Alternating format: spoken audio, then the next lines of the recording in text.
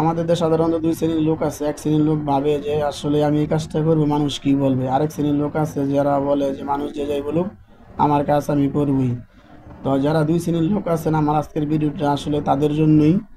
তারা দেখতে পারেন, দেখলে আসলে আমি বলবো কিছু শিখতে পারবেন। আর যাদের এই ভিডিওটা ভালো না লাগবে তারা অবশ্যই স্কিপ করে চলে যেতে পারেন।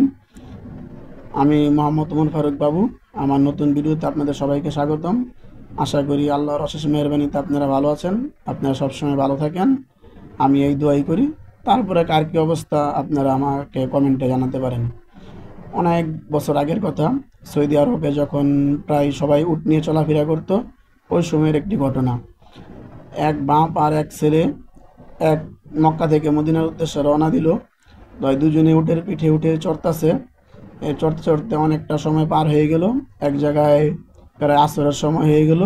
আসরের সময় হওয়ার পর ওই মসজিদ থেকে মুসল্লিরা বের হয়েছে, ওরকম সময় আর কি বাপ আর ছেলে উটের পিঠে উঠে চলে যাচ্ছে ওই মুসল্লিদের অতিক্রম করে। তখন কিছু মুসল্লি আসলে ওই জায়গা থেকে বলে উঠলো, দেখো দেখো কত নিষ্ঠুর বাপ আর ছেলে, উটের জন্য কোনো মায়া দেওয়া হচ্ছে না, উটটার উপরে দুজনেই উঠে বসেছে। এরকম কথা বলতে লাগলো। তা বাপ আর ছেলে দুজনেই ওই মুসল্লিদের কথা শুনলো, তাদের মাথায় গেল কথাটি। তারপরে বাপ বলল যে, ছেলে তুমি উটের পিঠে উঠে বসো, আমি নিচে রশি দিয়ে টানি, দেখছো তো মানুষ কি বললো। তারপরে ছেলে বলল, আচ্ছা আব্বু ঠিক আছে। তারপরে এরকম বাপ উটের রশি ধরে হাঁটছে আর ছেলেটা উটের পিছনে উটের পিঠে উঠে বসে রয়েছে। এরকম অনেক দূর অতিক্রম করলো। প্রায় সন্ধ্যার দিকে একটি সুরাইখানা সামনে এলো।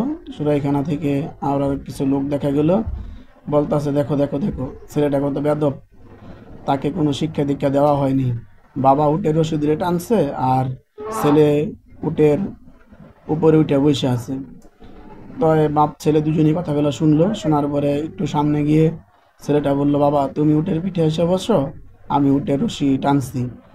বাপও দেখলো যে লোক যা বলছে তা ঠিক বলছে। তারপরে বাপ উটের পিঠে উঠে বসলো, ছেলেটা রশি ধরে টানতাছে।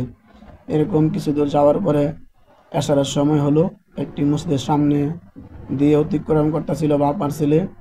তখন কিছু মুসল্লি তার বাবার উদ্দেশ্যে বলল, দেখো দেখো বাপ কত নিষ্ঠুর, বাপ উটের পিঠে উঠে বসে রয়েছে আর ছেলেটা উটের রশি ধরে টানছে, কত নিষ্ঠুর বাপ। এরকম বাপ আসলেই খুব কম দেখা যায় আমাদের সমাজে। তারপরে বাপ আর ছেলে চিন্তা করলো যে কথাটা তো ঠিকই বলছে। তারা দুজন কি করলো, এবার উট থেকে দুজনে নেমে গেল। উট থেকে দুজনে নেমে গিয়ে দুজনে উঠে রশি ধরে হাঁটতাছে। দুজনে উঠে রশি ধরে হাঁটতাছে হাঁটতাছে। তো এক সময় আবার এরকম একটা রাত্রে থাকার জন্য একটা সুরাইখানা সামনে গেল। তারপরে দেখলো যে আসলেই দুজনে উঠে রশি দিয়ে টানতাছে। কিছু লোক বলতাছে, দেখো দেখো দেখো কত বলদ, বাপ আর ছেলে কত বোকা, উটকে হাঁটায় নিয়ে যাচ্ছে, উটের পিঠে কেউ বসছে না, উটটা খালি চলাচ্ছে, কত বোকা। তারপর লোকজন আর কি করব, তারপর বাপ আর ছেলে এখন চিন্তা করলো যে আসলেই তো আমরা কি করব। যখন আমরা দুইজন উটের পিছনে উঠে পড়ছি তখন আমাদের সমস্যা ছিল। যখন আমরা বাপ রশি নিয়ে টানছে তখন ছেলেকে বলা হয়েছে ছেলে বেয়াদব। যখন ছেলে আবার উটের রশি টানছে তখন বাবা উটের পিছনে ছিল, তখন আবার ছেলেকেও বলা হচ্ছে যে ছেলেটা বাপ কত নিষ্ঠুর।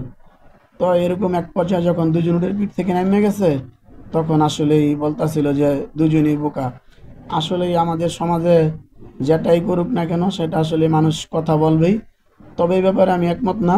আমি আসলেই তাদের সাথে একমত যারা আসলে কোনো কাজ করার আগে ভাবে, চিন্তা করে মানুষ কি বলবে, এই কথা চিন্তা ভাবনা করে করে এই কথা চিন্তা করে যারা কাজ করে, আমি আসলে তাদের পক্ষে একমত। এই গল্পের সাথে আসলেই আমি একমত না। যে কোনো কাজই আসলেই চিন্তা ভাবনা করে করা উচিত। মানুষ কি বলবে অবশ্যই এটা দেখা উচিত। তারপরেও আছে কিছু কাজ আছে, যদি আমি মনে করি যে আমি ঠিক, আসলে আমি লজিকের মধ্যে আছি, তাহলে আসলে লোকে কি বলবে না বলবে এটা ওরকম প্রাধান্য দিয়ে লাভ নেই। কিন্তু যদি বেশিরভাগ লোকই সমালোচনা করে তাহলে অবশ্যই বিষয় নিয়ে ভাবতে হবে যে আমি যেই কাজটা করতেছি আসলে এই কাজটা ভালো না। বা জনগণের বা আসলে মানুষের একটা মতামত অবশ্যই নিতে হবে। যদি কেউ ভালো কাজ করতে চায় অবশ্যই তাহলে মানুষের মতামত নিতে হবে। আসসালামু আলাইকুম রহমতুল্লাহ ওয়া বারাকাতুহু। আজকের মতো এখানেই সমাপ্ত।